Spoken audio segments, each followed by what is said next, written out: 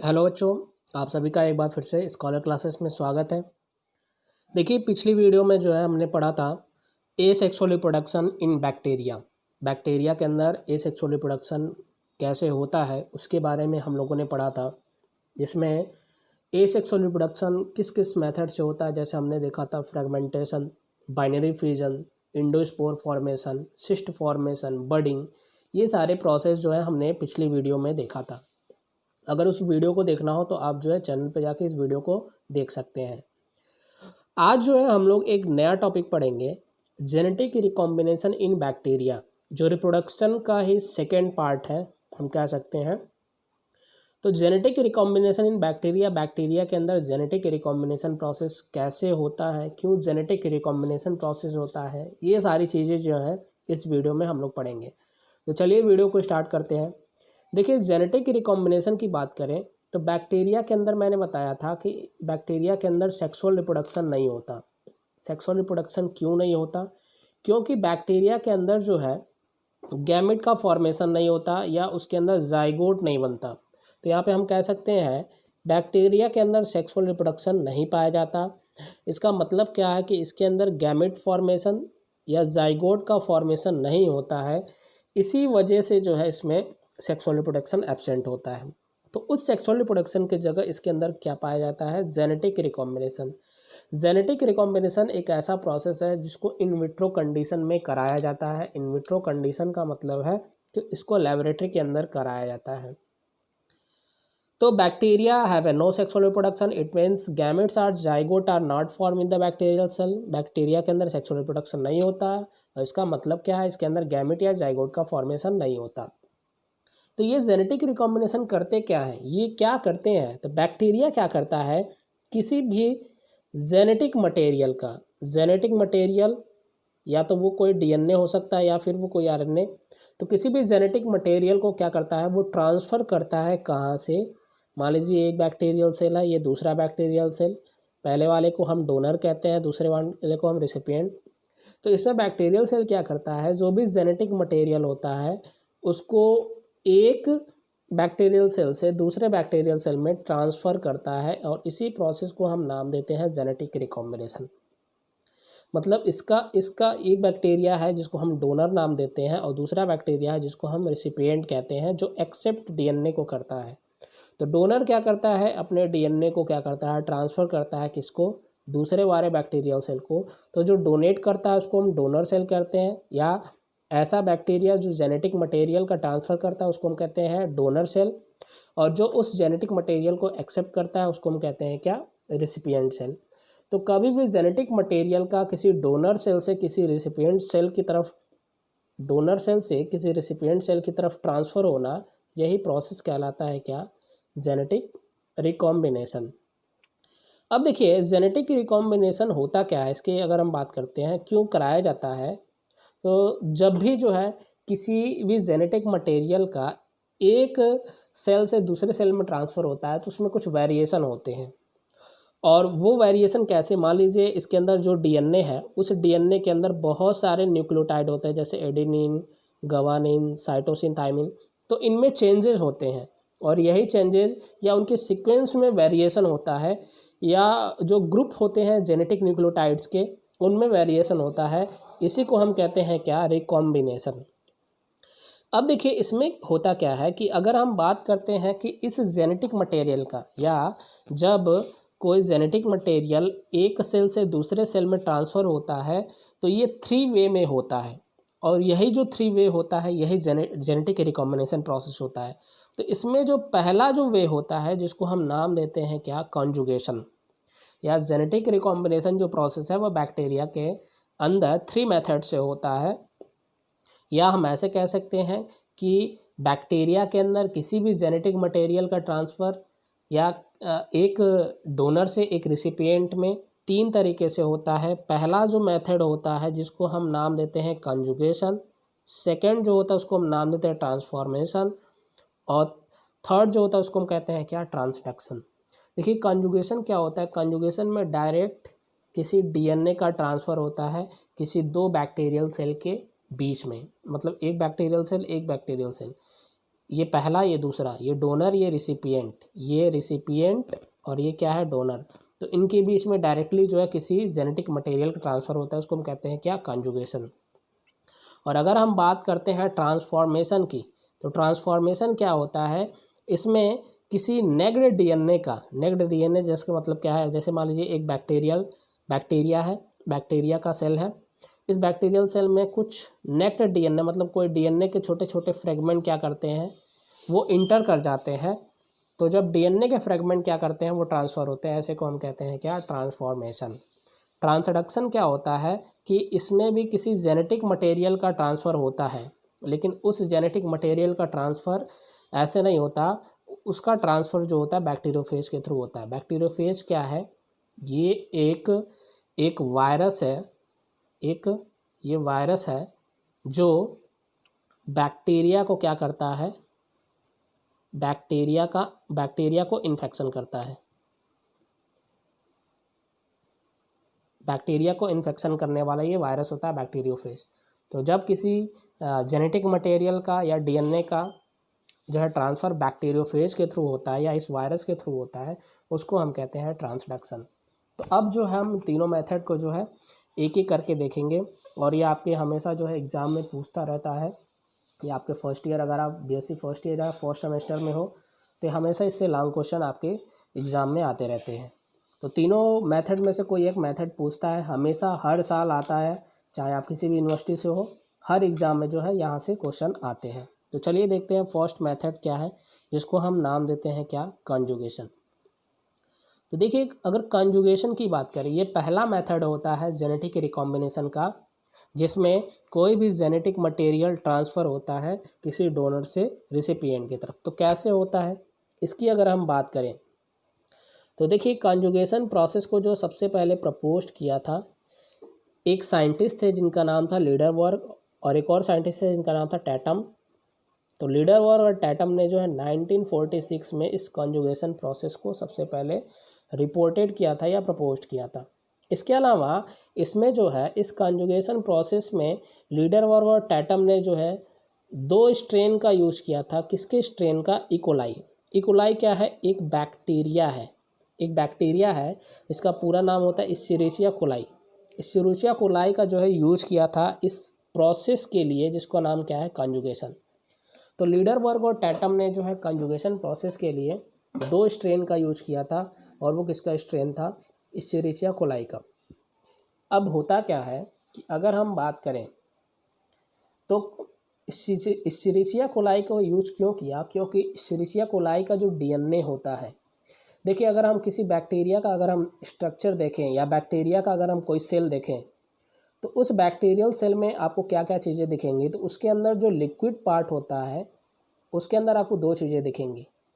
पहला जो genetic material होता है जिसको हम कहते हैं न्यूक्लियोइड, जिसको हम नाम देते हैं न्यूक्लियोइड।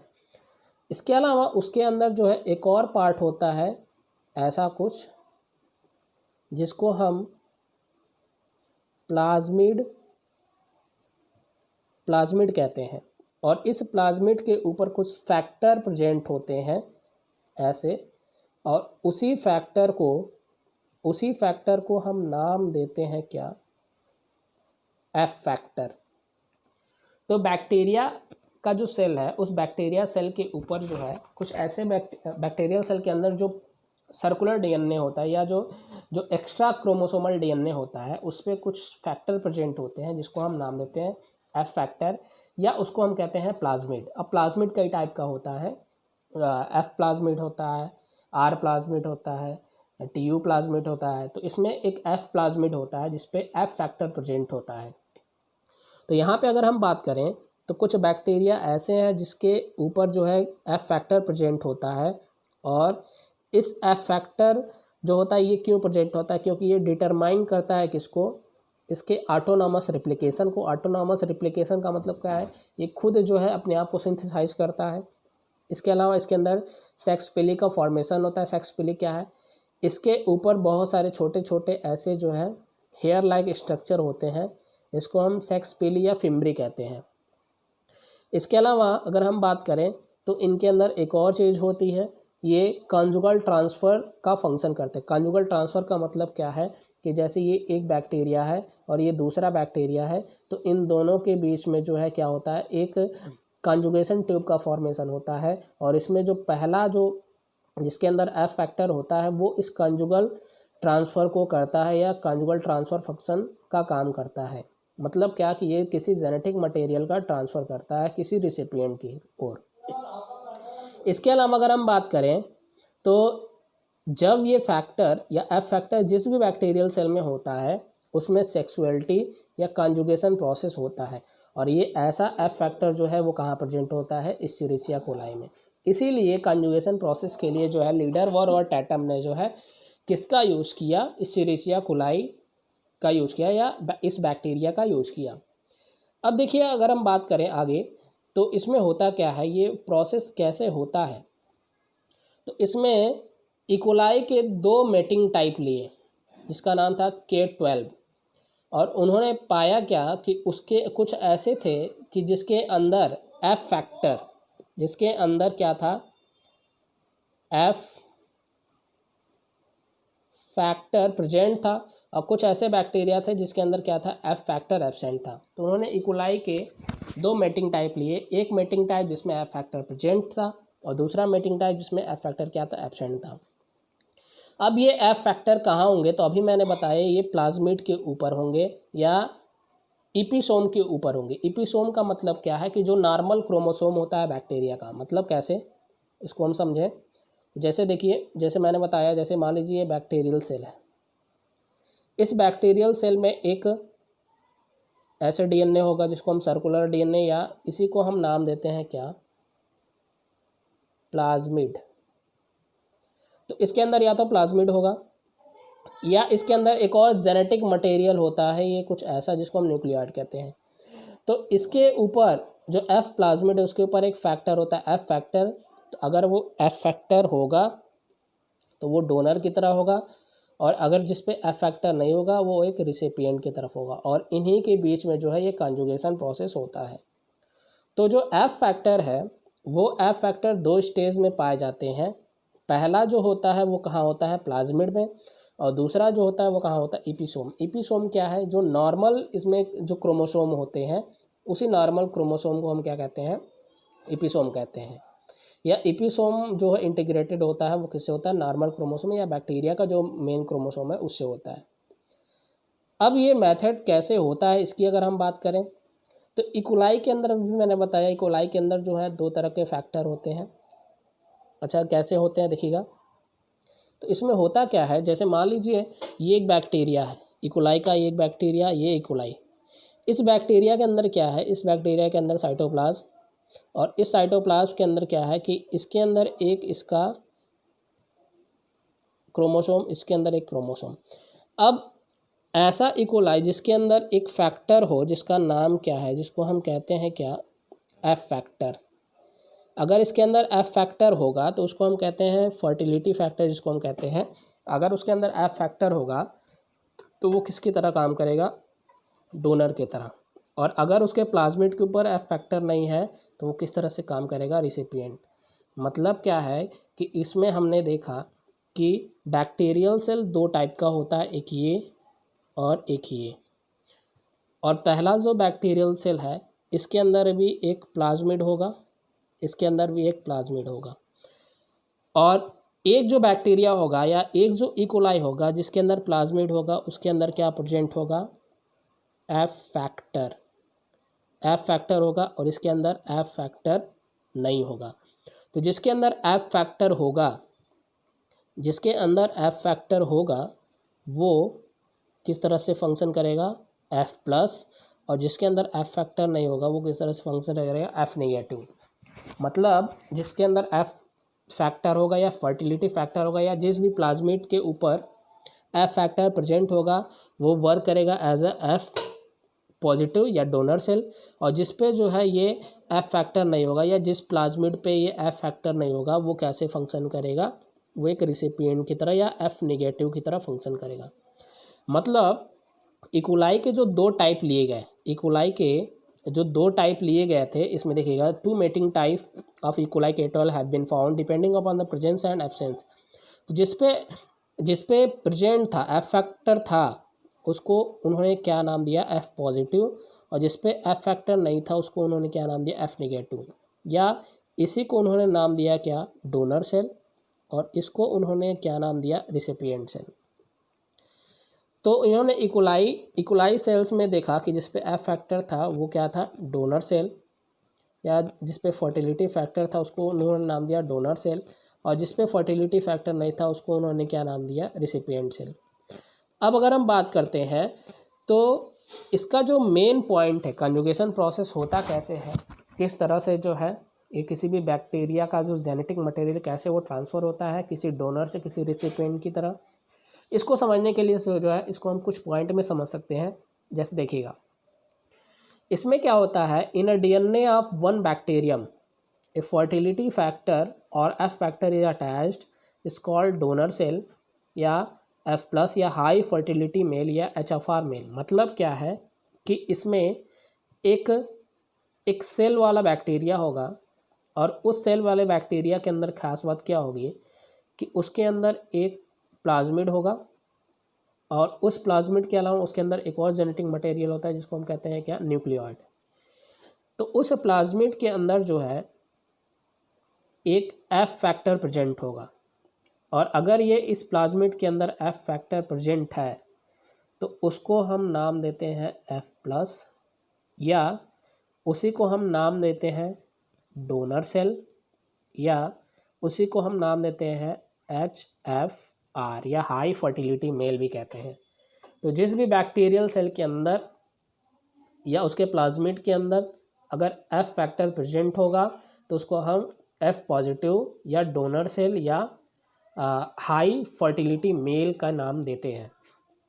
इसके अलावा कुछ और भी बैक्टीरिया हैं, अगर हम बात करें, या ऐसा बैक्टीरिया जिसके अंदर ये प्लाज्मिड तो हो, इसके अलावा उसके अंदर उसका जेनेटिक मटेरियल न्यूक्लियोइड भी हो, लेकिन उसके प्लाज्मिड में एफ फैक्टर जो होगा, एफ फैक्टर नहीं होगा, उसको हम नाम देते हैं एफ नेगेटिव, या उसी को हम नाम देते हैं क्या, रिसिपिएंट सेल। तो ऐसा बैक्टीरियल सेल जिसके अंदर फर्टिलिटी फैक्टर होगा या एफ फैक्टर अटैच होगा उसके प्लाज्मिड पे, उसको हम डोनर सेल या एफ प्लस या हाई फर्टिलिटी मेल का नाम देते हैं। और ऐसा बैक्टीरियल सेल या ऐसा इकोलाई बैक्टीरिया जिसके ऊपर एफ फैक्टर नहीं होगा तो उसको हम नाम देते हैं क्या, रिसिपिएंट सेल, या जो है इस रिकॉम्बिनेशन प्रोसेस में या इस कंजुगेशन प्रोसेस में उस एफ फैक्टर को एक्सेप्ट करता है उसको हम नाम देते हैं रिसिपिएंट सेल। अब ये क्या होते हैं, अब ये दोनों बैक्टीरिया, एक ये एफ नेगेटिव वाला और एक ये एफ पॉजिटिव वाला, ये दोनों क्या करते हैं, ये दोनों बैक्टीरिया एक दूसरे के पास आते हैं। कैसे देखिएगा, two bacterial cell F positive F negative come in close contact with the help of fimbriae और सेक्स पिलाई। मतलब ये बैक्टीरिया एक ये है, एक ये बैक्टीरिया, इसके अंदर प्लाज्मिड पे एफ फैक्टर है और इसके अंदर प्लाज्मिड पे एफ फैक्टर नहीं है। तो ये एक दूसरे के पास आते हैं। पास आने के बाद ये क्या करते हैं, ये इन दोनों के बीच में एक ट्यूब का फॉर्मेशन होता है जिसको हम नाम देते हैं कॉन्जुगेशन ट्यूब। अब ये एक दूसरे के पास आने के बाद ये कैसे अटैच होते हैं, तो अभी मैंने बताया बैक्टीरिया के ऊपर कुछ हेयर लाइक स्ट्रक्चर होता है। ये इस हेयर लाइक स्ट्रक्चर को हम नाम देते हैं क्या, फिम्ब्री, या इसी को हम नाम देते हैं सेक्स पिलाई। तो बैक्टीरिया के ऊपर सेक्स पिलाई या फिम्ब्री प्रेजेंट होता है, उसी की वजह से ये क्या करते हैं, दोनों आपस में एक दूसरे से अटैच हो जाते हैं और अटैच होने के बाद एक ट्यूब का फॉर्मेशन करते हैं जिसको हम कहते हैं कॉन्जुगेशन ट्यूब। तो यहाँ पे लिखा देखिएगा, two bacterial cell come in close contact with the help of fimbriae और sex pili, a conjugation tube is formed. तो देखिए इस कॉन्जुगेशन प्रोसेस में कैसे ये स्टेप होते हैं तो इसको हम आसानी से समझ सकते हैं। तो देखिएगा इस स्टेप में, देखिए सबसे पहले कोई दो बैक्टीरियल सेल होते हैं, जैसे मान लीजिए एक ये बैक्टीरियल सेल है और एक ये बैक्टीरियल सेल है। इन दोनों बैक्टीरियल सेल के अंदर जो होता है एक सर्कुलर डीएनए होता है, एक ये और एक ये सर्कुलर डीएनए, और इसके अंदर जो होता है एक जेनेटिक मटेरियल होता है जिसको हम न्यूक्लियोइड कहते हैं। अब इसके अंदर भी वो जेनेटिक मटेरियल न्यूक्लियोइड होता है। इसके अंदर जो होता है एफ फैक्टर जो है वो नहीं होता, और इसके प्लाज्मिड के अंदर जो है एफ फैक्टर जो होता है वो प्रेजेंट होता है। अच्छा, एफ फैक्टर प्रेजेंट होता है इसीलिए इसको एफ पॉजिटिव, और इसके अंदर एफ फैक्टर नहीं होता इसलिए इसको एफ नेगेटिव कहते हैं। या इसी को हम नाम देते हैं क्या, डोनर सेल, और इसको हम नाम देते हैं क्या, रिसिपिएंट सेल, क्योंकि इसके अंदर एफ फैक्टर प्रेजेंट नहीं होता। इसके अंदर भी प्लाज्मिड होता है लेकिन उस प्लाज्मिड के ऊपर एफ फैक्टर नहीं होता। अब होता क्या है, जैसे मान लीजिए यहाँ पे हमने देखा एक एफ फैक्टर इस प्लाज्मिड के ऊपर है। अब होता क्या है कि ये जो दोनों बैक्टीरियल सेल है, एक बैक्टीरियल सेल जिसके ऊपर एफ फैक्टर है तो वो क्या है, एफ पॉजिटिव या डोनर सेल। एक बैक्टीरियल सेल जिसके ऊपर एफ फैक्टर नहीं है या प्लाज्मिड के ऊपर एफ फैक्टर नहीं है, जिसको हम कहते हैं क्या, एफ निगेटिव या रिसिपिएंट सेल। अब होता क्या है कि इन दोनों बैक्टीरिया के चारों तरफ एक छोटे छोटे हेयर लाइक स्ट्रक्चर होते हैं, ये कुछ ऐसा, इसके ऊपर ऐसा ही कुछ होता है, और इसको हम नाम देते हैं फिम्ब्री, या इसी को हम नाम देते हैं पिलाई।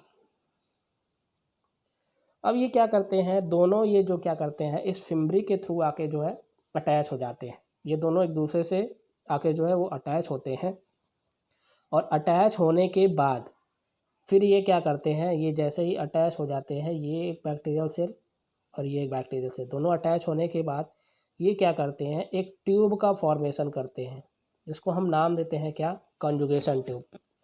अब ये कॉन्जुगेशन ट्यूब होता क्या है कि इस कॉन्जुगेशन ट्यूब में जैसे ही वो फॉर्मेशन हो जाता है तो इसका जो डोनर सेल होता है, डोनर सेल के अंदर जो एफ फैक्टर है वो एफ फैक्टर क्या कर जाता है, मूव कर जाता है कहाँ पे, रिसिपिएंट सेल की तरफ।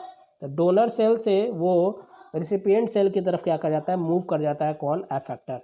तो यहाँ पे हम कह सकते हैं DNA of donor bacterial cell process into the recipient cell through the conjugation tube. तो जो कॉन्जुगेशन ट्यूब है उसके थ्रू जो डोनर सेल का जो डीएनए है जो एफ फैक्टर को रखता है वो क्या कर जाता है, पास होकर चला जाता है कहाँ पे, रिसिपिएंट सेल। और रिसिपिएंट सेल के पास जाने के बाद वो जाके जो उसके डीएनए से क्या हो जाता है, अटैच हो जाता है। और इसी जो नया जो डीएनए बनता है उसी डीएनए को हम नाम देते हैं क्या, रिकॉम्बिनेंट डीएनए या हाइब्रिड डीएनए। उसके बाद क्या होता है, वो जो कॉन्जुगेशन ट्यूब है ये क्या हो जाता है, ये डिज़ोल्व हो जाता है, ये डिज़ोल्व हो जाता है, और ये बैक्टीरिया दोनों जो है एक दूसरे से क्या हो जाते हैं, सेपरेट हो जाते हैं। तो इसको जो है हम डायग्रामेटिकली भी समझ सकते हैं। यहाँ पे देखिएगा कॉन्जुगेशन प्रोसेस को, इस कॉन्जुगेशन प्रोसेस में हमने देखा ये एक बैक्टीरियल सेल है, डोनर सेल, और ये क्या है, रिसिपिएंट सेल। ये जो बैक्टीरियल सेल है जिसको हम डोनर सेल कहते हैं, उस डोनर सेल के अंदर जो प्लाज्मिड है उस पर क्या प्रेजेंट है, एफ फैक्टर है, इसीलिए उसको एफ पॉजिटिव नाम दिया गया है या डोनर सेल नाम दिया गया है, या इसी को हम कहते हैं HFR मेल कहते हैं। इसके अलावा जो दूसरा जो बैक्टीरियल सेल है, उस बैक्टीरियल सेल के अंदर जो है कोई भी एफ फैक्टर जो होता है नहीं होता, इसीलिए उसको हम एफ निगेटिव या रिसिपिएंट सेल के नाम से जानते हैं। अब क्या होता है यहाँ पे देखिएगा, ये जो पार्ट है इसको हम फिम्ब्री कहते हैं, फिम्ब्री, और इसी फिम्ब्री के थ्रू या पिलाई इसी को कहते हैं, इसी के थ्रू ये दोनों आपस में अटैच हो जाते हैं। और अटैच होने के बाद फिर क्या होता है, यहाँ पे अटैच होने के बाद दोनों पास आते हैं, पास आने के बाद जो है एक ट्यूब का फॉर्मेशन कहते हैं जिसको हम नाम देते हैं क्या, कॉन्जुगेशन ट्यूब नाम दिया जाता है। तो इस तरह से इन दोनों के बीच में कॉन्जुगेशन ट्यूब होता है। अब ये स्टेप बाय स्टेप क्या होता है, तो सबसे पहले यहाँ पे इसको डायग्रामेटिकली देखेंगे, देखिएगा इसमें हुआ क्या कि इसमें दो सेल आपस में आए, एक दूसरे के पास आए। एक जो था जिसका नाम था डोनर सेल, क्यों था, जिसके अंदर एफ प्लाज्मिड था। एक जो था जिसका नाम था रिसिपिएंट सेल, जिसके अंदर एफ प्लाज्मिड नहीं था। इसी को हम एफ प्लस भी कहते हैं, और इसको हम एफ निगेटिव कहते हैं। अब क्या होता है, ये दोनों एक दूसरे के पास होते हैं, किसके थ्रू, फिम्ब्री के थ्रू। ये दोनों फिम्ब्री का अटैच हो जाता है, दोनों का फिम्ब्री और अटैच होने के बाद जो है एक ट्यूब का फॉर्मेशन करता है जिसको हम नाम देते हैं क्या, कॉन्जुगेशन ट्यूब। और जैसे ही दोनों के बीच में कॉन्जुगेशन ट्यूब बन जाता है तो ये अफ प्लाज्मिड क्या कर जाता है, मूव कर जाता है कहाँ की तरफ, रिसिपिएंट सेल की तरफ। और जैसे ही मूव करता है रिसिपिएंट सेल की तरफ, इस तरह से उस रिसिपिएंट सेल में भी इस नए ये जो हाइब्रिड डीएनए है, अब ये जो डीएनए है इसका जो एफ फैक्टर है जाके इसके एफ फैक्टर इसके जो प्लाज्मिड से अटैच हो जाता है। और ये जो डीएनए जो बनता है इसको हम नाम देते हैं हाइब्रिड डीएनए। और ये जो हाइब्रिड डीएनए इसी को हम रिकॉम्बिनेंट डीएनए भी के नाम से जानते हैं। और इस तरह से फिर क्या होता है, जैसे ही ये ट्रांसफ़र हो जाता है तो ये कॉन्जुगेशन ट्यूब यहाँ से डिज़ोल्व हो जाता है। और डिज़ोल्व होने के बाद जो बैक्टीरियल सेल होते हैं, जो ओल्ड और जो नया जिसके अंदर ट्रांसफ़र हुआ है, जिसको हम रेसिपिएंट बैक्टीरियल सेल कहते हैं, वो दोनों एक दूसरे से सेपरेट हो जाते हैं। और इस तरह से एक कॉन्जुगेशन प्रोसेस जो होता है वो कंप्लीट हो जाता है। तो कॉन्जुगेशन प्रोसेस में अगर हम आसानी से समझना चाहें तो मोस्टली ये 4 स्टेप में, पहले स्टेप में एक डोनर सेल, एक रिसिपिएंट सेल, डोनर सेल जिसके अंदर एफ प्लाज्मिड या एफ फैक्टर प्रेजेंट होगा, रिसिपिएंट सेल जिसके अंदर एफ फैक्टर नहीं होगा। दोनों एक दूसरे के पास आएंगे फिम्ब्री के थ्रू और फिर ये क्या करेंगे, कॉन्जुगेशन ट्यूब का फॉर्मेशन करेंगे। और जैसे ही कॉन्जुगेशन ट्यूब बन जाएगा, जो डोनर सेल का जो एफ फैक्टर है वो क्या कर जाएगा, मूव कर जाएगा रिसिपिएंट सेल की तरफ। और फिर ये रिसिपिएंट सेल में मूव करने के बाद फिर क्या होगा, दोनों के बीच का जो कॉन्जुगेशन ट्यूब है वो क्या हो जाता है, डिज़ोल्व हो जाएगा। और डिज़ोल्व होने के बाद फिर क्या करेगा, ये दोनों बैक्टीरियल सेल एक दूसरे से सेपरेट हो जाएंगे। तो जो बैक्टीरियल सेल ट्रांसफ़र होगा रिसिपिएंट में, वो उस बैक्टीरियल सेल को हम नाम देते हैं क्या, हाइब्रिड डीएनए। या उस बैक्टीरियल डीएनए को हम नाम देते हैं हाइब्रिड डीएनए या रिकॉम्बिनेंट डीएनए के नाम से जानते हैं। तो ये था कॉन्जुगेशन प्रोसेस इन बैक्टीरिया। अब जो दूसरा प्रोसेस होता है जिसको हम नाम देते हैं क्या, ट्रांसफॉर्मेशन। अब देखिए जेनेटिक रिकॉम्बिनेशन का जो दूसरा मेथड होता है जिसको हम नाम देते हैं ट्रांसफॉर्मेशन। तो ट्रांसफॉर्मेशन क्या है, कैसे इसमें जो है किसी जेनेटिक मटेरियल का ट्रांसफ़र होता है, इसकी अगर हम बात करें तो सबसे पहले हम देखते हैं ट्रांसफॉर्मेशन प्रोसेस को जो है सबसे पहले जो डिस्कवर किया था, किसने किया था, फ्रेडरिक ग्रिफिथ ने। कब किया था, 1928।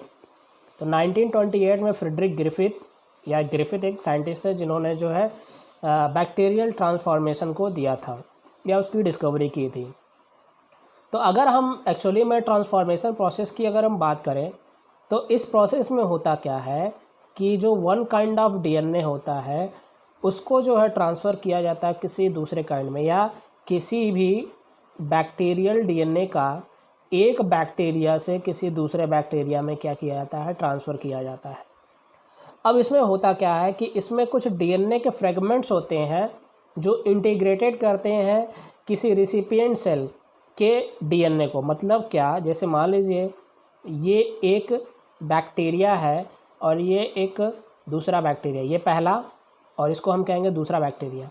तो इसके डीएनए को निकाल के इसके डीएनए को निकाल के और इसके डीएनए का जो फ्रेगमेंट होता है छोटे छोटे पार्टों में ब्रेक करके, और उसके फ्रेगमेंट को क्या किया जाता है, किसी रिसिपिएंट बैक्टीरियल सेल के अंदर इंटीग्रेटेड किया जाता है। ये क्या करता है, उसके जीनोम के अंदर उसको इंटीग्रेटेड किया जाता है। इसी प्रोसेस को हम कहते हैं क्या, ट्रांसफॉर्मेशन। तो इस प्रोसेस में क्या होता है, इस प्रोसेस में डायरेक्टली जो है किसी डीएनए के फ्रेगमेंट को क्या किया जाता है, किसी एनोदर बैक्टीरियल सेल के अंदर जो है इंटीग्रेटेड की जाती है। और इसमें डायरेक्ट एंट्री होती है किसी भी डीएनए का, कहाँ पे, फीमेल सेल या रिसिपिएंट सेल के अंदर। और इसमें इस प्रोसेस को बताने के लिए ग्रिफिथ ने जो है एक बैक्टीरिया का यूज़ किया था जिसका नाम था क्या, डिप्लोकोकस निमोनी। डिप्लोकोकस निमोनी जो है एक बैक्टीरिया है। उन्होंने जो है ग्रिफिथ ने जो है इस बैक्टीरिया के एक मिक्सर ऑफ स्ट्रेन को लिया था या 2 स्ट्रेन को लिया था। और वो दोनों स्ट्रेन क्या है अभी हम देखते हैं, लेकिन उससे पहले अगर डिप्लोकोकस निमोनी की अगर हम बात करें तो ये जो डिप्लोकोकस निमोनी बैक्टीरिया होता है ये एक डिजीज़ काज करता है जिसको हम कहते हैं निमोनिया डिजीज़। तो ग्रिफिथ ने एक मिक्सर का यूज़ किया, एक स्ट्रेन का यूज़ किया जो मिक्सचर था 2 स्ट्रेन का बैक्टीरियल सेल के। और वो बैक्टीरियल सेल किसके थे, डिप्लोकोकस निमोनी के। और उसमें जो 2 स्ट्रेन में जो पहला जो स्ट्रेन था वो क्या था, एस सेकेंड टाइप, और जो दूसरा स्ट्रेन था वो कैसा था, आर सेकेंड टाइप। तो ग्रिफिथ ने जो है 2 तरह के स्ट्रेन लिए, पहला जो स्ट्रेन था वो कैसा था, एस थर्ड, और दूसरा जो था वो कैसा था, आर सेकेंड। तो इन्होंने जो है दो तरह के स्ट्रेन को लिया। एस थर्ड जो था वो स्मूथ था, इसके साथ साथ अगर हम बात करें तो वो कैप्सुलेटेड था, और ये वायरुलेंट टाइप का था। वायरुलेंट टाइप का मतलब ऐसा जो उन्होंने डिप्लोकोकस निमोनी का जो स्ट्रेन लिया, जैसे अगर हम इसको इस तरह से देखें, अगर हम देखें तो जो एस थर्ड था, एस थर्ड वाला जो स्ट्रेन था वो पहला जो था वो कैसा था, वो वायरुलेंट टाइप का था या स्मूथ था, कैप्सुलेटेड था। स्मूथ कैप्सुलेटेड का मतलब क्या है कि जैसे हमने एक बैक्टीरिया लिया, उस बैक्टीरिया के चारों तरफ जो है पहला जो लेयर होता है उसको हम कहते हैं सेल मेम्ब्रेन, दूसरा जो लेयर होता है उसको हम कहते हैं सेल वॉल, और तीसरा जो लेयर होता है उसको हम कहते हैं क्या, कैप्सूल। तो उन्होंने जो है एक ऐसे बैक्टीरिया को लिया, डिप्लोकोकस निमोनी बैक्टीरिया को, जिसके चारों तरफ क्या था, कैप्सूल।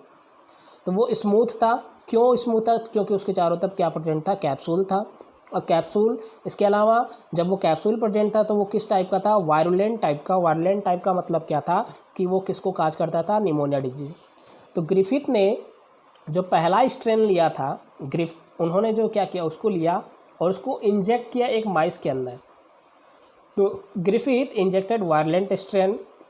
वायरुलेंट स्ट्रेन कैसा था, एस थर्ड टाइप का, जो स्मूथ था, कैप्सुलेटेड था, और वायरुलेंट फॉर्म था, जो क्या काज करता था, निमोनिया डिजीज़।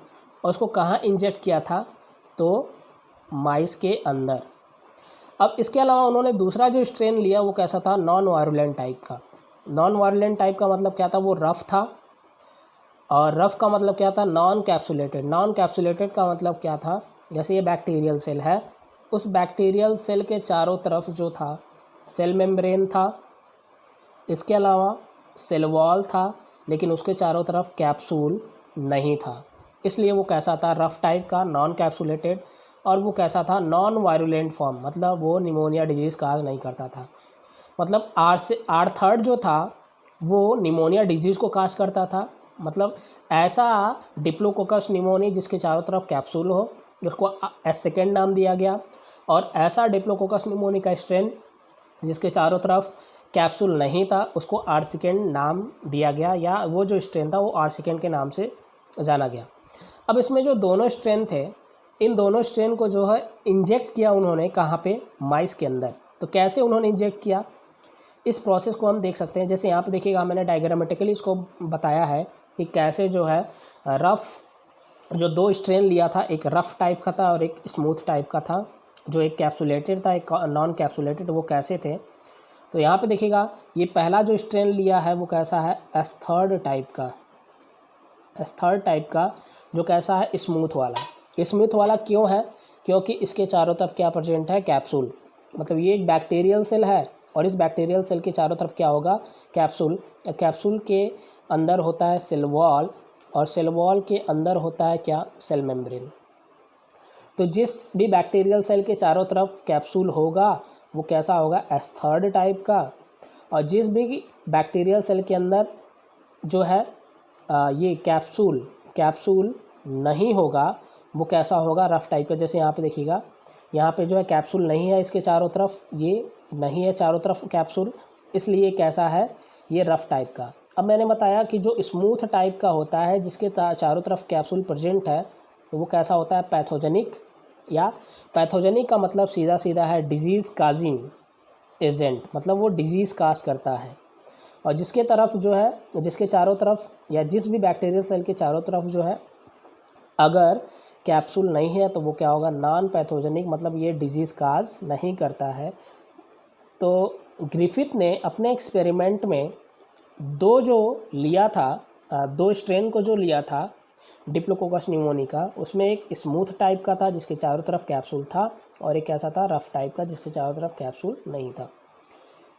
अब उन्होंने अपना एक्सपेरिमेंट किया, तो इस एक्सपेरिमेंट में उन्होंने क्या किया, ये जो दोनों स्ट्रेन था, इस दोनों स्ट्रेन को जो है उन्होंने माइस के अंदर एक एक करके क्या किया, इंजेक्ट किया।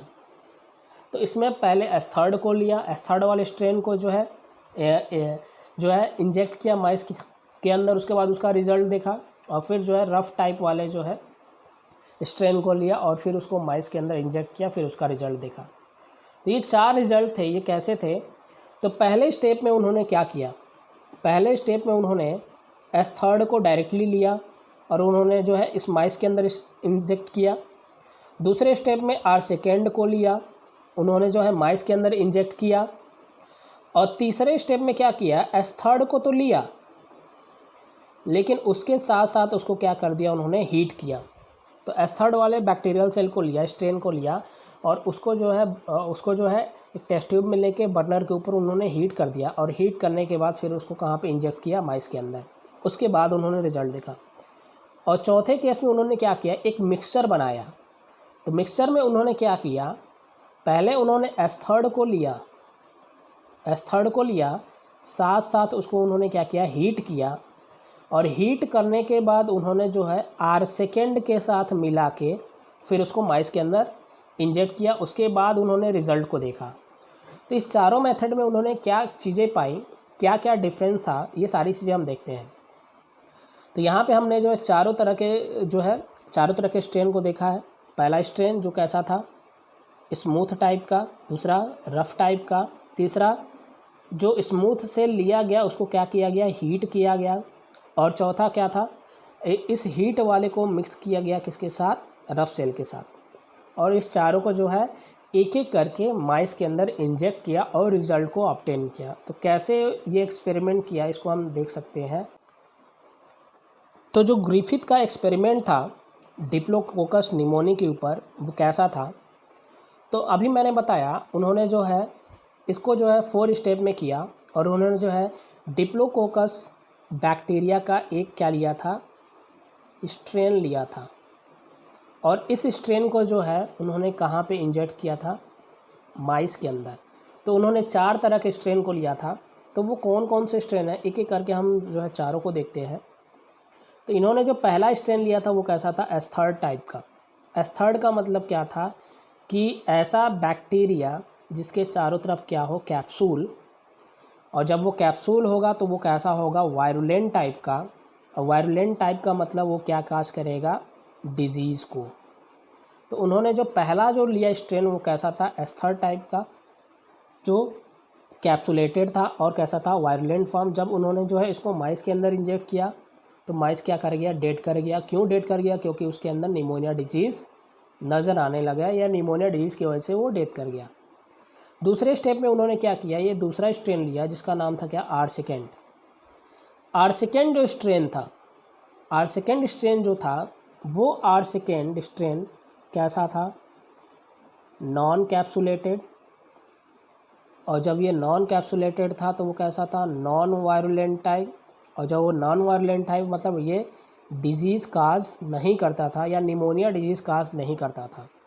तो जब उन्होंने R2 को क्या किया, माइस के अंदर इंजेक्ट किया, तो उन्होंने पाया कि उसके अंदर निमोनिया डिजीज़ नहीं था और वो क्या किया, सरवाइव करने लगा।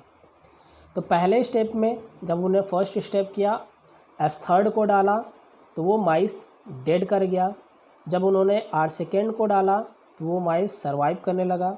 तीसरे स्टेप में उन्होंने क्या किया, तीसरे स्टेप में क्या किया, S3 को दोबारा लिया जो कैसा था, नॉन वायरुलेंट फॉर्म, मतलब उसके चारों तरफ कैप्सूल था, उस बैक्टीरियल सेल के चारों तरफ। उसको लेने के बाद, S3 को लेने के बाद उन्होंने उसको क्या किया, उसको उन्होंने एक बीकर में लिया और बीकर में लेने के बाद उसको हीट किया। और हीट करने के बाद उन्होंने क्या किया, माइस के अंदर इंजेक्ट किया। और जैसे ही माइस के अंदर इंजेक्ट किया तो उन्होंने क्या देखा कि उसके अंदर कोई भी डिजीज़ नहीं था और वो माइस क्या किया, सरवाइव करने लगा। ऐसा क्यों हुआ, इसका रीज़न क्या था कि जैसे उन्होंने हीट किया तो जो बैक्टीरिया था S3 टाइप का, जिसके चारों तरफ क्या था, कैप्सूल था, जैसे ही उसको उन्होंने हीट किया तो वो कैप्सूल वहाँ से क्या हो गया, डिसअपीयर हो गया, या वहाँ से वो समाप्त हो गया, जिसकी वजह से वो क्या कर गया, जैसे ही उसको इंजेक्ट किया माइस के अंदर तो वो नॉन कैप्सुलेटेड हो गया।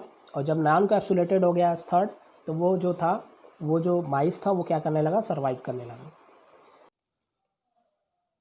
चौथे स्टेप में ग्रिफिथ ने क्या किया, सबसे पहले एस थर्ड को लिया और उस एस थर्ड को क्या किया उन्होंने, हीट किया। और हीट करने के बाद उसको जो है मिक्स किया किसके साथ, आर सेकेंड के साथ। उसके बाद जैसे उसको माइस के अंदर इंजेक्ट किया तो माइस क्या था, उसके अंदर निमोनिया डिजीज़ हुआ, जिसकी वजह से वो क्या कर गया, डेड कर गया। तो इस चौथे स्टेप में उन्होंने क्या पाया, इस चौथे स्टेप से वहाँ उन्होंने जो एक कंक्लूज़न को निकाला और वो क्या था कि जो हीट किल्ड था, हीट किल जो बैक्टीरिया था, उस बैक्टीरिया के अंदर कुछ ऐसे फैक्टर थे जो क्या करते हैं, या हम ऐसे समझ सकते हैं, एस थर्ड जो था, एस थर्ड बैक्टीरिया के अंदर जो जीन था, उस जीन के अंदर या उसके अंदर कुछ ऐसे फैक्टर थे, वो क्या थे, जो आर सेकेंड को कैसा कर देता है, चेंज कर देता है। मतलब जो आर सेकेंड जो पहले नॉन वायरुलेंट था उसको किस में कन्वर्ट करता है, वायरुलेंट टाइप में। तो यहाँ से उन्होंने कुछ फैक्टर को बताया कि एस थर्ड में कुछ ऐसे फैक्टर थे जो ट्रांसफ़र हो जाते हैं कहाँ पे, आर सेकेंड में। जो आर सेकेंड जो था वो पहले नॉन वायरुलेंट टाइप का था, जिसको उन्होंने कैसा चेंज कर दिया, वायरुलेंट टाइप का। और इसी चेंजेस को उन्होंने बताया। तो उन्होंने ये, ग्रिफिथ ने ये नहीं बता पाया कि ये फैक्टर क्या था, किस वजह से ये चेंजेस होता है कि जो बैक्टीरिया था और जैसे ही दोनों को मिक्स करते हैं तो वो डेड कर जाता है। जो माइस के अंदर इंजेक्ट करते हैं तो वो क्या कर जाता है, निमोनिया डिजीज़ की वजह से वो डेड कर जाता है। तो इसका रीज़न जो है ग्रिफिथ ने जो है नहीं बता पाए। लेकिन बाद में जो है कुछ साइंटिस्ट है, जिसमें 3 तरह के साइंटिस्ट थे।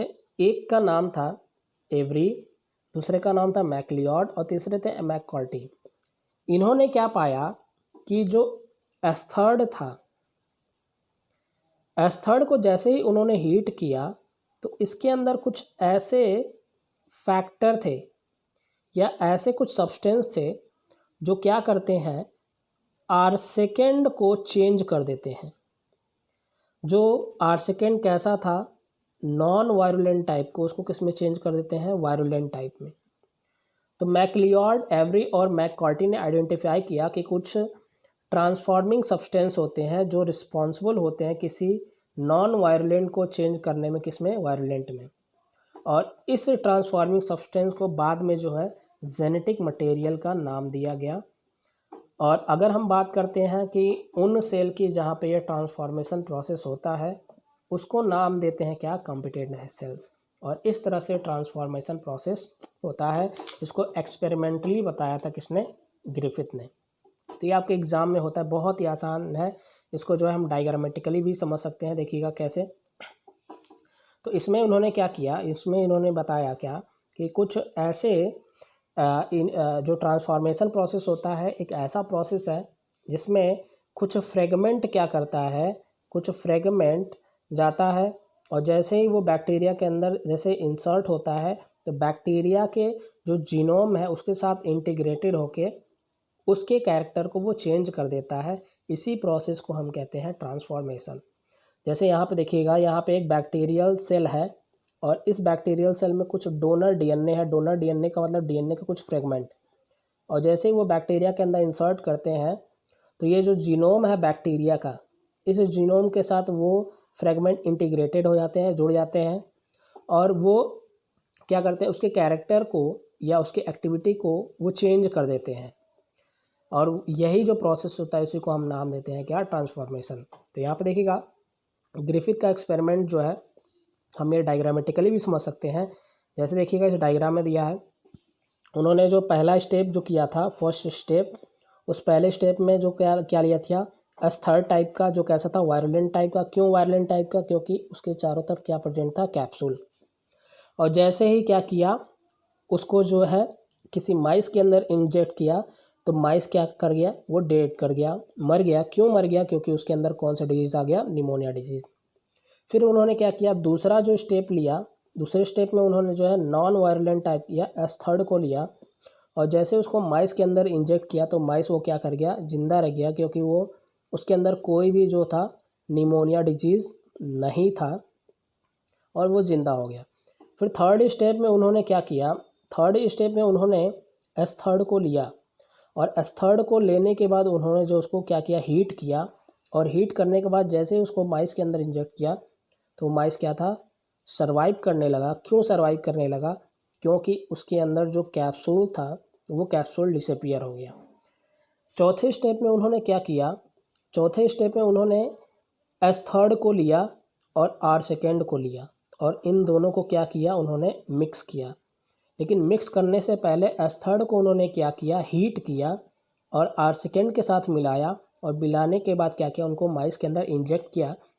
और जैसे ही माइस के अंदर इंजेक्ट करते हैं तो वो माइस क्या कर जाता है, डेड कर जाता है। क्यों डेड करता है, क्योंकि इस S3 के अंदर कुछ ऐसे सब्सटेंस होते हैं, ऐसे ट्रांसफॉर्मिंग सब्सटेंस होते हैं जो इसके जीन को या इस R2 को जो नॉन वायलेंट टाइप का था उसको वायलेंट में कन्वर्ट करते हैं, जिसकी वजह से ये माइस क्या कर जाता है, डेड कर जाता है। और इस नॉन वायलेंट सब्सटेंस को बाद में नाम दिया गया था, एक जेनेटिक मटेरियल से जाना गया, या उसको जो है जेनेटिक मटेरियल नाम दिया गया, जिसकी वजह से ये चेंजेस होता है। और यही प्रोसेस जो होता है उसको हम कहते हैं क्या, ट्रांसफॉर्मेशन। तो इस तरह से ना जो है ग्रिफिथ ने एक्सपेरिमेंटली जो है प्रूफ किया, माइस के ऊपर किया। तो ये था सेकेंड प्रोसेस जिसका नाम था क्या, जेनेटिक रिकॉम्बिनेशन। थर्ड जो मेथड होता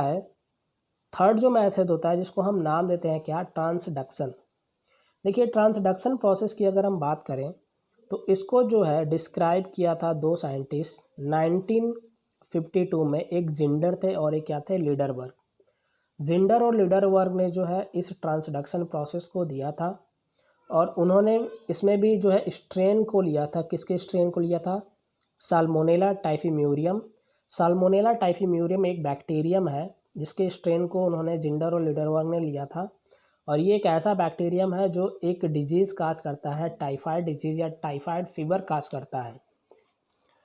अब इस प्रोसेस में होता क्या है, ट्रांसडक्शन प्रोसेस में क्या होता है कि इसमें जो एक जेनेटिक मटेरियल या एक बैक्टीरिया से किसी दूसरे बैक्टीरिया में किसी जेनेटिक मटेरियल का ट्रांसफ़र होता है। और इसका जो ट्रांसफ़र होता है, इस जेनेटिक मटेरियल का ट्रांसफ़र जो होता है वो एक वायरस के थ्रू होता है जिसका नाम क्या है, बैक्टीरियोफेज।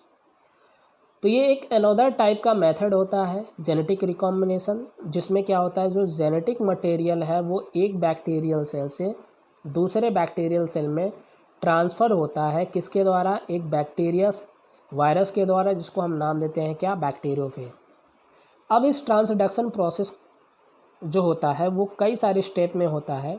क्या क्या स्टेप है अगर हम इसकी बात करें तो सबसे पहले देखिए एक बैक्टीरिया होता है।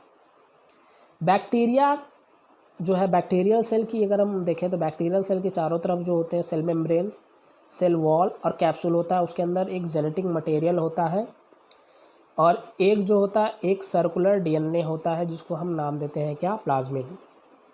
तो सबसे पहले जो वायरस है जिसका नाम क्या है, बैक्टीरियोफेज। अच्छा बैक्टीरियोफेज क्या है, अगर हम बैक्टीरियोफेज की बात करें तो ये एक ऐसा वायरस है जो बैक्टीरिया का इन्फेक्शन करता है। और इस बैक्टीरियोफेज का स्ट्रक्चर कुछ इस तरह से होता है, इधर से देखिएगा, एक मिनट यहाँ देखिएगा। अगर हम इस बैक्टीरियोफेज के स्ट्रक्चर की अगर हम बात करें तो इसका जो स्ट्रक्चर होता है कुछ इस तरह से होता है। ये जो होता है ये हेड होता है, ये हेड, ये नेक, और ये जो होते हैं ये टेल होते हैं। अब इसके अंदर जो होता है, इस बैक्टीरियोफेज के अंदर एक जेनेटिक मटेरियल होता है। वो जेनेटिक मटेरियल जो होता है एक आरएनए होता है या फिर वो डीएनए भी हो सकता है। अब ये क्या होता है कि इसका जो ये हेड होता है वो हेड एक कोट से बना होता है जिसको हम कहते हैं प्रोटीन कोट, या हम ऐसे कह सकते हैं जो वायरस होते हैं, वायरस का जो बॉडी होता है वो दो पार्टिकल से मिलकर बना होता है। एक जो होता है वो होता है न्यूक्लिक एसिड और एक जो होता है वो प्रोटीन।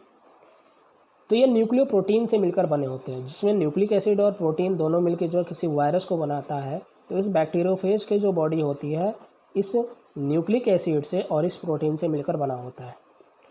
इस बैक्टीरियोफेज का जो नीचे वाला पार्ट होता है या इसकी जो बॉडी होती है, ये जो पार्टिकल्स होता है वो हेड, नेक और टेल में डिवाइड होता है। इस टेल में जो है कुछ जो है स्पाइन टाइप के स्पाइन लगे होते हैं, स्पाइन टाइप के फाइबर्स होते हैं जो क्या करते हैं, जब वो किसी बैक्टीरिया पे इन्फेक्शन करता है तो इसी के थ्रू जो है वो उससे अटैच होता है। तो कैसे ये ट्रांसडक्शन प्रोसेस होता है इसको अगर हम समझें तो सबसे पहले स्टेप में क्या होता है कि जो बैक्टीरियोफेज है, जो बैक्टीरियोफेज होता है, जैसे मान लीजिए ये है बैक्टीरिया, इस बैक्टीरिया के ऊपर जो बैक्टीरियोफेज है सबसे पहले वो क्या करता है, जाके उससे अटैच होता है। तो यहाँ पे देख सकते हैं the bacteriophage is attach to the bacterial cell on the receptor side. तो ये जहाँ पे अटैच होता है उस साइड को हम नाम देते हैं क्या, रिसेप्टर साइड। फिर उसके बाद क्या होता है, दूसरे स्टेप में इस बैक्टीरियोफेज का एक जेनेटिक मटेरियल होता है। वो जेनेटिक मटेरियल क्या होता है, दूसरे स्टेप में क्या करता है, बैक्टीरियोफेज जो है उस जेनेटिक मटेरियल को जो बैक्टीरियल सेल है उसके साइटोप्लाज्म के अंदर इंसर्ट करता है। तो ये जो जेनेटिक मटेरियल है उसको कहाँ इंसर्ट करता है, साइटोप्लाज्म के अंदर। तो ये दूसरा स्टेप होता है। नेक्स्ट स्टेप में क्या होता है कि ये जो जैसे ये डीएनए जो है उस बैक्टीरियल सेल के अंदर इंसर्ट हो जाता है, इस स्टेप में ये जैसे इसके अंदर आ जाता है तो वो क्या करता है, वो या तो जैसे ये हमने देखा ये बैक्टीरियल सेल, इसके अंदर एक ये डीएनए और ये जो है ये बैक्टीरियोफेज, इस बैक्टीरियोफेज का ये एक डीएनए जैसे इंसर्ट हो जाता है तो ये क्या करता है, या तो जाके ये इससे अटैच हो जाता है या फिर ये क्या करता है, ये डायरेक्टली जो है बहुत सारे फ्रेगमेंट में क्या कर जाता है, ब्रेक कर जाता है। और ये भी जो है इसका भी डीएनए, जो बैक्टीरियल सेल का जो डीएनए वो भी छोटे छोटे फ्रेगमेंट में ब्रेक कर जाता है। तो इसमें जो the phage DNA occurs in the bacterial cell in the form of small fragments is known as prophage. तो जो बैक्टीरियोफेज का जो डीएनए होता है वो बैक्टीरियल सेल के अंदर छोटे छोटे फ्रेगमेंट में डिवाइड कर जाते हैं, जिसको हम नाम देते हैं क्या, प्रोफेज। अब ये प्रोफेज जो होते हैं या तो डायरेक्टली साइटोप्लाज्म के अंदर फ्रेगमेंट के फॉर्म में होते हैं, या ये जाके जो है इससे जाके वो अटैच हो जाते हैं, इससे जाके जो बैक्टीरियल जो डीएनए है उससे जाके वो जाके अटैच हो जाते हैं। तो ये दो प्रोसेस में होता है। तो या तो वो बैक्टीरियल सेल के अंदर फ्री होते हैं या फिर वो बैक्टीरियल सेल के डीएनए से जाके वो अटैच हो जाते हैं। अब इस नेक्स्ट स्टेप में क्या होता है कि जो फेज डीएनए है, फेज डीएनए मतलब ये बैक्टीरियल सेल और इसमें ये जो है ये क्या है, ये बैक्टीरिया का डीएनए और ये जो पार्ट है ये जो बैक्टीरियोफेज का ये डीएनए। अब ये जैसे ही उसमें जाके अटैच होता है बैक्टीरियल, ये है बैक्टीरियल डीएनए और ये जो है ये बैक्टीरियोफेज का क्या है, डीएनए। तो जैसे ही बैक्टीरियोफेज का डीएनए इस बैक्टीरियल डीएनए जाके अटैच हो जाता है तो फेज का डीएनए क्या करता है, उस बैक्टीरियल डीएनए की एक्टिविटीज़ को क्या करता है, कंट्रोल करने लगता है। और कंट्रोल करने के बाद बहुत सारे डीएनए का फॉर्मेशन करता है और उस बहुत सारे डीएनए में कुछ ऐसे भी डीएनए होते हैं जिसमें आधा पार्ट बैक्टीरिया का डीएनए होता है और उसमें आधा पार्ट जो होता है वो वायरल या फेज का डीएनए का होता है। तो इसमें बहुत सारे वायरल डीएनए का फॉर्मेशन होता है, बहुत सारे वायरल प्रोटीन का फॉर्मेशन होता है और हर एक वायरल डीएनए और वायरल प्रोटीन क्या करते हैं, जैसे जितने भी वायरल डीएनए होते हैं उस वायरल डीएनए में उसके चारों तरफ जो है एक प्रोटीन कोड का फॉर्मेशन हो जाता है और इस तरह से बहुत सारे प्रोटीन कोड और बहुत सारे वायरल डीएनए बन जाते हैं। अब कुछ ऐसे भी बैक्टीरियल डीएनए होते हैं जिसमें जो हाफ पार्ट होता है वो हाफ पार्ट बैक्टीरिया का होता है और हाफ पार्ट जो होता है वो बैक्टीरियोफेज का होता है। ऐसे डीएनए को हम नाम देते हैं क्या, हाइब्रिड डीएनए। तो जैसे जो बैक्टीरिया डीएनए है या जो बैक्टीरियोफेज बनता है उस बैक्टीरियोफेज के अंदर कुछ ऐसे बैक्टीरियोफेज होते हैं जिसमें हाफ पार्ट जो है वो बैक्टीरिया का डीएनए है और इसमें जो हाफ पार्ट है वो किसका डीएनए है, बैक्टीरियोफेज का डीएनए है। और ऐसे डीएनए को हम नाम देते हैं क्या, हाइब्रिड डीएनए।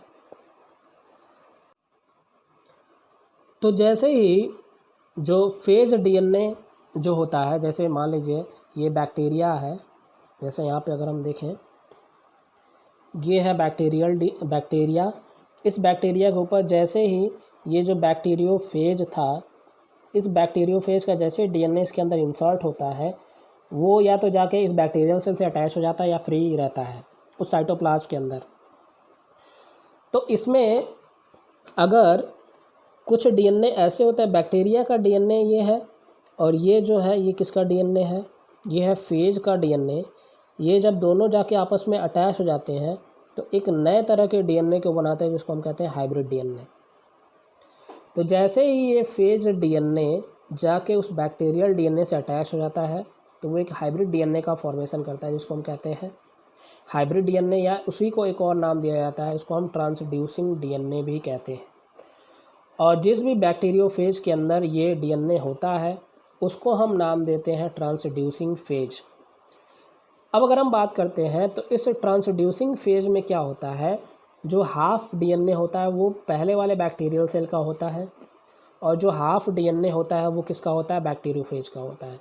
अब ये ट्रांसड्यूसिंग फेज क्या करता है, ये क्या करता है, ये उस बैक्टीरियल सेल से रिलीज़ हो जाता है उसके सेल को ब्रेक करके। जैसे ये बैक्टीरिया के अंदर आया और उस बैक्टीरिया के अंदर ये कुछ जो है ऐसे बैक्टीरियोफेज बने, और उस बैक्टीरियोफेज के अंदर कुछ डीएनए, हाफ डीएनए जो है उस बैक्टीरियोफेज का था और हाफ डीएनए किसका था, उस बैक्टीरियल सेल का था।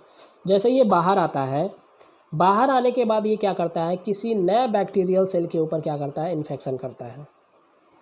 और इन्फेक्शन करने के बाद इसका जो हाइब्रिड डीएनए है, उस हाइब्रिड डीएनए के फ्रेगमेंट को उस दूसरे वाले या नए बैक्टीरियल सेल के अंदर क्या करता है, इंसर्ट करता है या ट्रांसफ़र्ड करता है। और जैसे ही वो ट्रांसफ़र होता है तो जो बैक्टीरियोफेज का जो डीएनए है, जिसमें पहले वाले बैक्टीरियल डीएनए का भी पार्ट होता है, वो जाके अटैच हो जाता है उस नए बैक्टीरियल सेल के डीएनए से, और वो एक बनाता है हाइब्रिड डीएनए। और ये जो बैक्टीरिया है जिसके अंदर ये हाइब्रिड डीएनए होता है, उस बैक्टीरिया के सेल को नाम दिया जाता है, जिसको हम कहते हैं ट्रांसड्यूसिंग बैक्टीरियल सेल। तो ये जो प्रोसेस होता है, इस प्रोसेस को हम नाम देते हैं क्या, ट्रांसडक्शन। तो इसमें केवल ट्रांसडक्शन जो है उन्हीं बैक्टीरियोफेज का होता है जिसके अंदर हाफ डीएनए जो है बैक्टीरिया का होता है और हाफ डीएनए जो है उसका होता है। उसी को हम ट्रांसड्यूसिंग फेज कहते हैं, या वही जो होते हैं ट्रांसडक्शन प्रोसेस करते हैं। तो ये था ट्रांसडक्शन प्रोसेस। इसको जो है हम डायग्रामेटिकली भी जो है समझ सकते हैं। देखिएगा कैसे क्या चीज़ें हुई हैं, इसकी अगर हम बात करें तो देखते हैं हम कैसे ये किस तरह से होता है। देखिए सबसे पहले स्टेप में क्या हुआ, सबसे पहले स्टेप में ये होता है एक बैक्टीरिया। उस बैक्टीरिया के ऊपर जो है एक आता है, यहाँ पे 1 मिनट हो चाहिए, ये है बैक्टीरिया।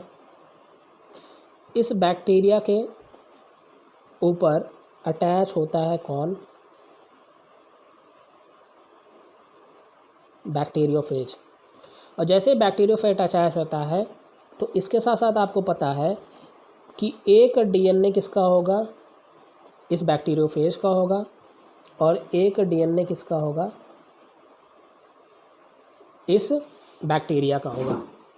तो जैसे ही बैक्टीरियोफेज के ऊपर ये बैक्टीरियल सेल के ऊपर ये बैक्टीरियोफेज अटैच होता है तो ये क्या करता है, इसका जो टेल है उस टेल के थ्रू ये क्या करता है, उसके रिसेप्टर साइट पे अटैच होता है। जो बैक्टीरियल सेल है उस बैक्टीरियल सेल पे एक रिसेप्टर साइट होता है, उस पर जाके वो अटैच होता है। और अटैच होने के बाद ये क्या करता है, अपने डीएनए को ये इंसर्ट करता है बैक्टीरियल सेल के साइटोप्लाज्म में। तो दूसरे स्टेप में क्या होता है कि ये जो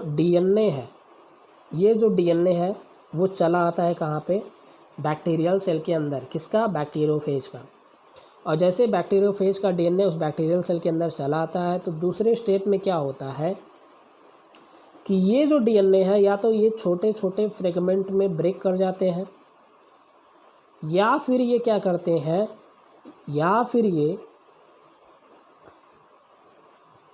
उस बैक्टीरियल डीएनए के साथ जाके वो क्या हो जाते हैं, अटैच हो जाते हैं। तो या तो वो छोटे छोटे फ्रेगमेंट में ब्रेक कर जाते हैं, या फिर वो जाके बैक्टीरियल सेल के डीएनए से अटैच हो जाते हैं।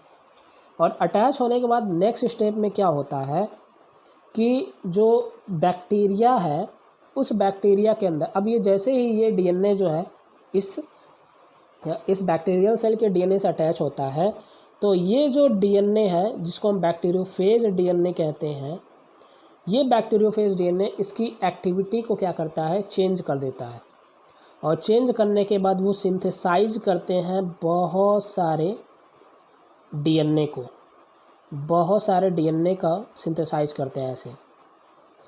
अब जब ये सिंथेसाइज करता है तो कुछ ऐसे भी डीएनए होते हैं जिसमें हाफ पार्ट जो होता है उस बैक्टीरिया का होता है और हाफ पार्ट किसका होता है, बैक्टीरियोफेज का होता है। और ऐसे डीएनए को हम नाम देते हैं क्या, हाइब्रिड डीएनए। और जैसे ये हाइब्रिड डीएनए बन जाता है, फिर ये हाइब्रिड डीएनए क्या करता है, अपने चारों तरफ जो होता है किसका फॉर्मेशन करता है, बैक्टीरियो या एक प्रोटीन कोट का फॉर्मेशन करता है। और वो प्रोटीन कोट मिल के जो है वो नए तरह के बैक्टीरियोफेज को बनाते हैं। मतलब ये बैक्टीरियल सेल, और उस बैक्टीरियल सेल में छोटे छोटे फ्रेगमेंट बने ऐसे, और कुछ ऐसे भी फ्रेगमेंट थे इसमें हाफ पार्ट जो था उस बैक्टीरियल डीएनए का था और हाफ पार्ट बैक्टीरियोफेज के डीएनए का। अब वो क्या करता है, अब जितने भी डीएनए हैं उसके चारों तरफ एक प्रोटीन कोट का क्या करता है, फॉर्मेशन करता है। और ये प्रोटीन कोट क्या करते हैं, जैसे ये प्रोटीन कोट बन जाते हैं तो कुछ ऐसे बैक्टीरियोफेज जिसमें ये हाफ पार्ट बैक्टीरियल डीएनए होता है और हाफ पार्ट बैक्टीरियोफेज का डीएनए होता है, ऐसे बैक्टीरियोफेज को हम ट्रांसड्यूसिंग फेज कहते हैं। और यही ट्रांसड्यूसिंग फेज ट्रांसडक्शन प्रोसेस में क्या करते हैं, हेल्प करते हैं। अब ये जाते हैं, जाने के बाद ये क्या करेंगे, किसी दूसरे नए बैक्टीरियल सेल पे क्या करेंगे, इन्फेक्शन करेंगे और इस डीएनए को उसके अंदर क्या कर देंगे, इंसर्ट कर देंगे। और इंसर्ट करने के बाद वो क्या करेगा, वो उसके एक्टिविटी को या बैक्टीरियल डीएनए के एक्टिविटी को क्या करेगा, चेंज कर देगा। अब देखिए, अगर हम बात करें, अगर हम टाइप्स ऑफ ट्रांसडक्शन की बात करें तो ट्रांसडक्शन जो होता है वो दो टाइप का होता है। पहला जो होता है उसको हम कहते हैं स्पेशलाइज्ड, और दूसरा जो होता है उसको हम कहते हैं कौन सा, उसको हम कहते हैं जनरलाइज्ड। तो पहला जो टाइप होता है उसको हम स्पेशलाइज्ड और दूसरा जो होता है उसको हम कहते हैं जनरलाइज्ड। इन दोनों को जो हम डायग्रामेटिकली भी देख सकते हैं, कैसे देखिएगा, ये जो पहला जो मेथड है जिसको हम कहते हैं स्पेशलाइज्ड, अब ये कैसे होता है इसकी अगर हम बात करें तो यहाँ पे देखिएगा, यहाँ पे सबसे पहले एक बैक्टीरियल सेल है। इस बैक्टीरियल सेल के ऊपर क्या करता है, एक बैक्टीरियोफेज यहाँ पे अटैक करता है। और अटैक करने के बाद ये बैक्टीरियोफेज अपने डीएनए को इंसर्ट करता है। और यहाँ पे ये जो डीएनए है बैक्टीरिया का डीएनए है। अब ये डीएनए क्या करता है, ये डीएनए जाके जो है इस बैक्टीरिया के डीएनए से अटैच हो जाता है, या फिर ये क्या करता है, छोटे छोटे फ्रेगमेंट में ब्रेक कर जाता है। अब जैसे ये अटैच हो जाते हैं, अटैच होने के बाद इसमें कुछ ऐसे डीएनए होते हैं जो हाफ पार्ट किसका होता है, बैक्टीरिया का डीएनए, और जो कुछ ऐसे डीएनए होते हैं जो हाफ पार्ट किसका होता है, बैक्टीरियोफेज का डीएनए। अब ये बैक्टीरियोफेज का जो डीएनए उस बैक्टीरियल सेल से डीएनए के साथ अटैच होने के बाद बहुत सारे डीएनए का फॉर्मेशन करता है। और उस डीएनए का फॉर्मेशन होने के बाद वो बहुत सारे प्रोटीन का भी फॉर्मेशन करता है। तो जो फेज डीएनए है वो फेज डीएनए उस बैक्टीरियल डीएनए के साथ अटैच होके बहुत सारे प्रोटीन कोड और बहुत सारे जो है डीएनए का फॉर्मेशन करता है। और हर एक डीएनए के चारों तरफ एक प्रोटीन कोड बन जाता है, और वो प्रोटीन कोड और वो डीएनए दोनों मिलके जो है एक नया बैक्टीरियोफेज का फॉर्मेशन करते हैं, जिसके अंदर हाफ डीएनए जो है वो बैक्टीरिया का और हाफ डीएनए जो है वो किसका होता है, बैक्टीरियोफेज का। जैसे यहाँ पे अगर हम देखें तो एक बैक्टीरियोफेज है, इसमें हाफ वायरल डीएनए है और हाफ कौन है, बैक्टीरियल डीएनए। और जैसे ये बन जाता है फिर ये जो है इन्फेक्शन करता है एक नया बैक्टीरियल सेल के ऊपर, और ये उसके ऊपर जाके अटैच होता है। अटैच होने के बाद फिर ये अपने डीएनए को इंसर्ट करता है। अच्छा देखिए, ये जो हाफ डीएनए जो है वो वायरस का है और हाफ डीएनए जो बैक्टीरिया का है, इसको हम हाइब्रिड भी कहते हैं या ट्रांसड्यूसिंग डीएनए भी कहते हैं। और जैसे ये ट्रांसड्यूसिंग डीएनए या ट्रांसड्यूसिंग, अच्छा ये ट्रांसड्यूसिंग डीएनए है, और जिस बैक्टीरियोफेज के अंदर ये होता है उसको हम कहते हैं ट्रांसड्यूसिंग फेज। तो जैसे ही ये क्या करता है, ये ट्रांसड्यूसिंग फेज या बैक्टीरियोफेज जाता है किसी नए बैक्टीरिया के ऊपर इन्फेक्शन करता है, फिर ये अपने क्या करता है, अपने डीएनए को इंसर्ट करता है। और उस डीएनए की खास बात क्या होती है, उस डीएनए की खास बात है वो कैसा डीएनए है, हाइब्रिड डीएनए। और हाइब्रिड डीएनए का मतलब क्या है, उसमें हाफ डीएनए बैक्टीरिया का और हाफ डीएनए किसका होगा, बैक्टीरियोफेज का। तो ये ट्रांसड्यूसिंग डीएनए या हाइब्रिड डीएनए जाता है और फिर वो उस बैक्टीरिया के डीएनए के साथ अटैच होके फिर उसका जो है वो चेंज कर देता है या ट्रांसडक्शन प्रोसेस करता है। तो ये जो ट्रांसडक्शन होता है, इस टाइप को हम नाम देते हैं स्पेशलाइज्ड ट्रांसडक्शन। दूसरा जो ट्रांसडक्शन होता है जिसको हम नाम देते हैं क्या, जनरलाइज्ड। देखिए जनरलाइज्ड में क्या होता है, उसमें स्पेशलाइज्ड में जो डीएनए था बैक्टीरियोफेज का वो जाके अटैच हो जाता है किसके डीएनए से, बैक्टीरियल डीएनए से। लेकिन यहाँ पे क्या होता है, इसमें बहुत सारे सेगमेंट में ब्रेक कर जाते हैं। तो कैसे होता है देखिएगा, इसमें ये वायरल डीएनए सबसे पहले क्या किया, ये इंसर्ट हुआ कहाँ पे, बैक्टीरिया के अंदर। और जैसे बैक्टीरिया के अंदर इंसर्ट होता है तो ये जो क्रोमोसोम है या जो जीन है या जो डीएनए है बैक्टीरिया का, वो छोटे छोटे फ्रेगमेंट में क्या कर जाता है, ब्रेक कर जाता है। अब ये वायरल डीएनए क्या करता है, कुछ वायरल डीएनए क्या करता है, उस बैक्टीरियल डीएनए के जो फ्रेगमेंट है उससे जाके अटैच हो जाते हैं, और अटैच होने के बाद वो हाइब्रिड डीएनए का फॉर्मेशन करते हैं। और हाइब्रिड डीएनए मैंने बताया इसमें हाफ पार्ट किसका हो, नॉर्मल डीएनए वायरल डीएनए, और हाफ किसका हो, बैक्टीरियल डीएनए। अब वो क्या करेंगे, वो जैसे ही इस तरह का बैक्टीरियोफेज आएगा जिसमें हाफ पार्ट वायरस का होगा और हाफ पार्ट जो है बैक्टीरिया का होगा, अब वो क्या करते हैं, उसको हम कहते हैं ट्रांसड्यूसिंग फेज। मतलब यहाँ पे देखिएगा, यहाँ दो तरह के जो है बैक्टीरियोफेज हैं।